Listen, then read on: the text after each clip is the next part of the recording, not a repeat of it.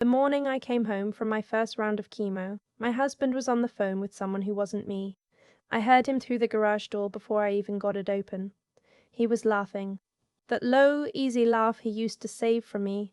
The one that made me fall for him 3 years ago at a work happy hour when he spilled his beer on my shoes and somehow turned it into the best night of my life. He was using that laugh with someone else while I stood in the garage holding a plastic bag from the cancer center with my discharge papers and a prescription for anti-nausea medication, barely able to hold myself upright. I pushed the door open anyway. He saw me, and the laugh stopped. "I'll call you back," he said into the phone, and slipped it into his pocket before I could read anything on his face. "Hey," he said, "you're back early." I wasn't back early. My appointment had been scheduled for 2 o'clock. It was 4:15. He knew that. Traffic was fine, I said, because I didn't have the energy for anything else. I set my bag on the counter and went to lie down. He didn't follow me. I should back up because the diagnosis didn't happen in a vacuum. It never does. My name is Lauren. I'm 31 years old. 14 months ago, I found a lump under my left arm that turned out to be stage 2 Hodgkin's lymphoma. The survival rate is good. My oncologist said it with such practiced confidence that I almost believed the word good covered everything. It doesn't cover the fatigue that pins you to your bed for 3 days after treatment. It doesn't cover the nausea, the hair loss, the way your body stops feeling like yours. It doesn't cover watching your husband slowly become a stranger while you're too tired to fight about it. His name is Grant. We got married 2 years before the diagnosis, in a small ceremony in Vermont with just family and close friends. My dad did the reading. My sister caught the bouquet. Grant cried when I walked down the aisle, and I thought, I actually believed that meant something permanent. I'd been working as a project manager at an architecture firm downtown. Good salary, good benefits, which, as it turned out, I would desperately need. The health insurance was in my name. Everything financial was technically split, but the apartment lease was mine, the car loan was mine, and the savings account, the one I'd been quietly building since my mid-20s, was in my name only. I hadn't thought about any of that before the diagnosis. I thought about all of it constantly after. Grant was a freelance audio engineer. He worked from home, which seemed like it would be perfect when I got sick. He could be there. He could drive me to appointments. He could make soup on the bad days and sit with me on the couch when I couldn't sleep. For about 6 weeks, that's what happened. And then, slowly, it stopped. The first thing I noticed was the phone. He'd always been on it, sure, who isn't? But now he'd leave the room to take calls. He'd angle the screen away when I walked by. Nothing dramatic. Just enough to register somewhere in the part of my brain I wasn't using for staying alive. The second thing was the schedule. He started having sessions in the evenings. Client work, he said. A band out of Brooklyn that needed late-night recording hours. 3 nights a week, sometimes 4. He'd come home after midnight smelling like bar soap and cold air, and I'd be asleep, because I was always asleep by 9. I didn't push it. Looking back, I'm not sure if that was grace or defeat. When you're fighting your own body, you don't have much left over for fighting anything else. But I noticed. The third thing, the thing I can't explain away, happened on a Thursday in March. I had a rare good day. Energy, appetite, the works. I decided to surprise him with dinner. Real dinner, not takeout. I made pasta from scratch because it was the first time in 2 months I'd stood at a stove without feeling sick. I was so proud of myself I took a photo of the finished dish before I texted him. He texted back, "At the studio. Don't wait up." I sat down at that table and ate alone. The pasta was excellent. I cried through most of it. My dad called the next morning. He does that, texts in without making it feel like checking in. He was a high school history teacher for 30 years and retired 3 years ago. And somehow retirement made him better at paying attention to people rather than worse. He asked how I was feeling, and I said, "Fine," and he said, "Lauren," in that specific way that means I have all day and I'm not leaving until you tell me the truth. So I told him, not everything, not the phone calls or the schedule or the way Grant looked at me sometimes like I was a problem he was trying to figure out how to solve. Just the dinner. Just the pasta I'd made from scratch on my first good day in 2 months, eaten alone. There was a pause on the other end of the line. "I'm coming up this weekend," my dad said. "You don't have to. I know I don't have to. He came up that Saturday. Grant was at the studio. My dad sat at my kitchen counter drinking coffee and not saying anything pointed, which is somehow worse than when people say things. He just looked at the apartment, at the stack of medical bills on the table, at the prescription bottles lined up by the sink, at the single set of dishes in the drying rack, and he got very quiet. Before he left, he hugged me for a long time. Then he said, "I want you to call me if anything changes. Anything at all." I said I would. It was my best friend who actually found out first. Her name is Shelby. We've been friends since sophomore year of college. The kind of friends who can go 3 weeks without talking and pick up exactly where we left off. She works in HR at a financial services firm, which means she's professionally trained to notice things people are trying to hide. She came to visit on a Tuesday. She does that, just shows up with food and stays for 4 hours. And when Grant left to grab something from the store and came back 90 minutes later with a six-pack and nothing else, she watched him walk through the door with an expression I recognized. Later, when he'd gone upstairs, she sat next to me on the couch and said very quietly, "How long has it been like this?" "Like what?" She gave me the look. "I don't know what you mean," I said, because I was still in the part of it where I needed someone else to say it first. "Lauren," she took my hand, "I think you know." I did know. I just wasn't ready for knowing to be real. She didn't push. She helped me clear the dishes, gave me the longest hug, and said, "Whatever you decide to do, I'm here, and I think you should call your dad." I didn't call him right away. I needed 2 more weeks of watching before I was sure enough to use words. What tipped it was the credit card statement. I'd added Grant to one of my credit cards years ago as an authorized user for emergencies. I'd never thought much about it because he rarely used it. Then my statement came in. I still get paper statements, old habit, and there was a charge from a hotel I didn't recognize. Not a work hotel, a boutique place in the Hudson Valley, charged on a Friday night in February. The same Friday I'd been in the infusion center for 6 hours. I sat with that paper for a very long time. Then I called my dad. He answered on the second ring. I told him everything. The phone calls, the schedule, the pasta dinner, the hotel charge, all of it in a flat, careful voice, the way you talk when you're trying not to fall apart. He didn't interrupt. He didn't say, "Are you sure?" or "Maybe there's an explanation." He just listened. And when I was done, he said, "Okay, I'm going to make some calls." "What kind of calls?" "The kind to protect you," he said. My dad spent 30 years as a history teacher, but before that, he spent 8 years as a paralegal. He knows people. He knows how things work. And he loves me in that specific, fierce way that quiet people love. Not loudly, but completely. By Monday, he had connected me with a family law attorney named Patricia.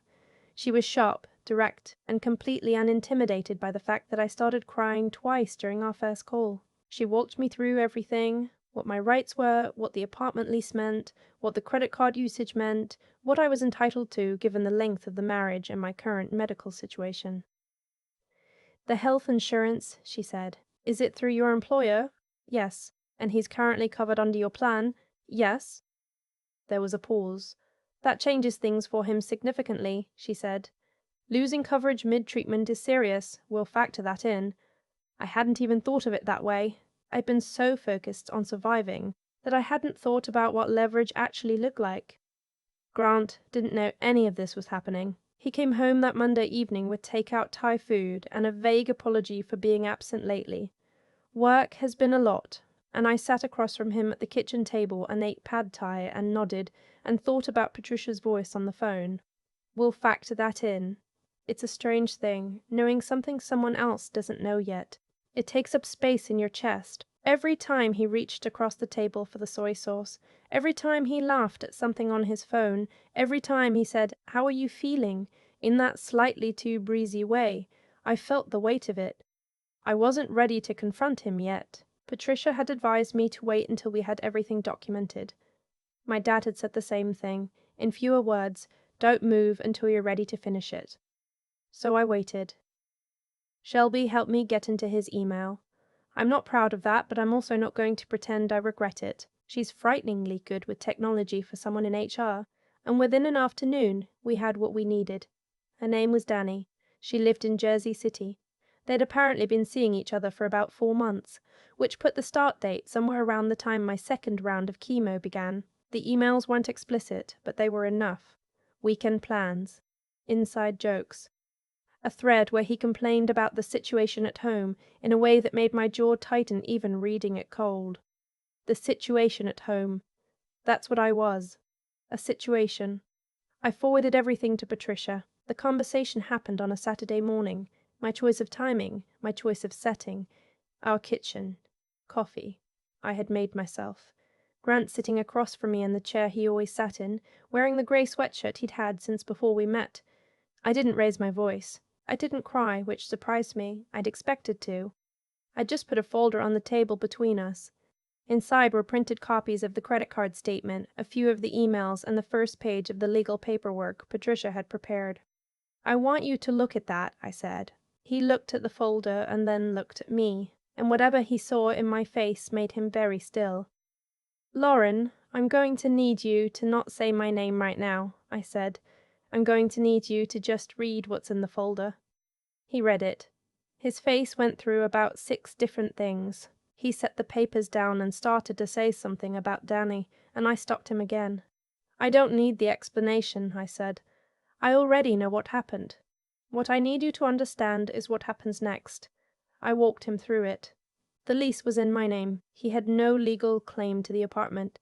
The health insurance was through my employer and would be suspended for him 30 days after I filed the separation paperwork, which was already drafted. The credit card, which he had used 11 times in 4 months without my knowledge, was mine. The savings account had never been a joint account. His voice cracked somewhere around the insurance part. "Lauren, I can't lose coverage right now. I have a dentist appointment," I said. "I know. Patricia mentioned that might come up." He was quiet for a moment. "You got a lawyer?" "My dad helped me." Something shifted in his face when I said that. He'd always been slightly uncomfortable around my dad, the way people are when they know they're being seen clearly and don't quite measure up. It made sense, suddenly, in a new way. "I don't want this to be a war," I said. "Patricia has drafted a separation agreement that's fair. You get 3 months of Cobra coverage paid out of the joint account we opened last year, the one with the vacation money which you can also keep half of. You take your equipment, your clothes, your car. You leave the apartment, the furniture, and the kitchen stuff. And you sign the paperwork by the end of the month." He stared at me. "That's it. That's it. Unless you want to contest anything, in which case Patricia is very good at her job, and I have 4 months of documentation." He didn't contest anything. He was gone by the following Saturday, took 2 carloads of equipment, a suitcase, and the grey sweatshirt, left his key on the counter. Didn't leave a note, which honestly felt like the most honest thing he'd done in months. My dad drove up that Sunday. He helped me rearrange the living room. We moved the couch to the other wall, the one that gets the afternoon light, and then we ordered pizza and watched a documentary about national parks. Because that's the kind of thing my dad likes, and I've learned that sometimes the kindest thing someone can do is make an ordinary evening feel ordinary. Shelby came over the following week with wine and a plant. "For your new era," she said, setting it on the windowsill. It was a pothos, practically unkillable, she said. I told her I appreciated the symbolism. My 4th round of chemo was 3 weeks after Grant left. My dad drove me. He sat in the waiting room for the entire 6 hours with a thermos of coffee and a library book about the Civil War. When I came out, he was still on the same chapter. "Good book?" I said. "Terrible," he said. "I've been staring at the same page for 2 hours." I laughed. I hadn't laughed in a while. The nurses had seen all kinds of things in that waiting room. They told me that once, quietly, when I'd asked, family who showed up, family who didn't, spouses who sat in the same chair for hours, spouses who never came at all. "Your dad hasn't moved," one of them said to me. "Not once." "I know," I said. "That's just who he is. I'm not going to tell you I came out the other side perfectly fine. I didn't. I still have 2 more rounds of treatment. Some days the fatigue is still bad enough that I sit on the bathroom floor because it's closer than the bed. My hair is growing back in a slightly different texture, which my hairdresser finds fascinating. I'm working from home part-time and thinking about what I actually want when this is all over. What I can tell you is that the apartment is quieter now, and the quiet is different. It used to feel like absence. Now it mostly just feels like mine. I've started keeping the bedroom window open at night, which I couldn't do when Grant was here because he always said it let in too much noise. I like the noise. I like the sound of the street in the dark, the occasional car, the distant voices, the city doing what cities do. It reminds me that things are still happening out there, that the world didn't stop just because mine felt like it did. My dad calls every other morning. Not every morning. He's thoughtful about that, about not making me feel monitored. Just enough. Just the right amount. Shelby brought me another plant last week, a small fern this time. She said I was ready for something that required a little more effort. I think she might be right. The oncologist used the word responding at my last appointment. The tumor markers are down. The imaging looks better. She said it in that practiced, careful way doctors have, but I've gotten good at reading between the lines. I'm responding. I went back to the pasta recipe last month. Made it on a Sunday afternoon, the same one I'd made alone in March. I ate it at the kitchen counter with the window open and a podcast playing in the background, and it was just food, good food, and I didn't cry at all. That felt like something.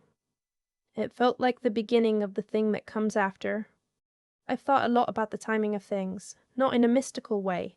I don't believe the universe was sending me messages or that any of this was written somewhere in advance. I believe in something simpler and harder, that the choices people make accumulate. They stack up quietly, one on top of another, until the weight of them becomes impossible to ignore. Grant didn't become who he was in a single moment. He became that person across 100 small choices. To leave the room when his phone rang, to book a hotel on a Friday I was in treatment, to hand me takeout, and call it enough. And I didn't find my way through this in a single moment either. I found it the same way. One choice at a time. What I know now, sitting on the other side of it, is that intelligence isn't just about being smart. I used to think it was. I'm organized, I'm good at my job, I plan things carefully. But real intelligence, the kind that actually protects you, is about paying attention to what's true, even when it's inconvenient. I almost talked myself out of what I was seeing. I almost decided the hotel charge was a work trip. The phone calls were client business. The absence was just stress. I was very close to choosing the comfortable explanation over the accurate one. My dad didn't let me do that. Shelby didn't let me do that. And eventually, I didn't let myself do it either. There's something about going through something like cancer that strips away your tolerance for things that aren't real.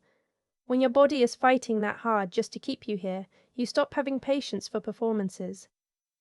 For people who say the right things but do the wrong ones. For relationships that only work when everything is easy. I didn't ask to learn that at 31. But I learned it, and I don't think I'll forget it. The part that stays with me most is my dad in that waiting room. 6 hours. Same chair. Library book about the Civil War he couldn't read because he was too busy watching the door. He never made a speech about it. He never told me what it meant that he was there. He was just there, the way people are when they mean it. I've thought about that a lot, about how much of love is just showing up physically, repeatedly, without needing it acknowledged. Grant never understood that. Maybe he wasn't capable of it, but I grew up watching my dad do it. And somewhere along the way, I think I forgot to ask whether the person I married was made of the same stuff. That's the thing I'd want to say to anyone who finds themselves where I was. Not trust your instincts. That's too easy. What I'd actually say is, pay attention to the pattern, not the moment. One late night means nothing. One missed appointment means nothing. But a pattern of someone choosing themselves, consistently, when it cost you something, that means everything. And you're allowed to act on what you see. You're allowed to protect yourself before it gets worse. You don't have to wait until you're completely certain. Certainty is a luxury. Clear eyes and one good phone call to someone who loves you. That's enough to start. I'm still in treatment. I still have hard days, but I'm in an apartment that feels like mine, with a pothos and a fern on the windowsill and the window open at night. And that's not nothing. That's actually quite a lot.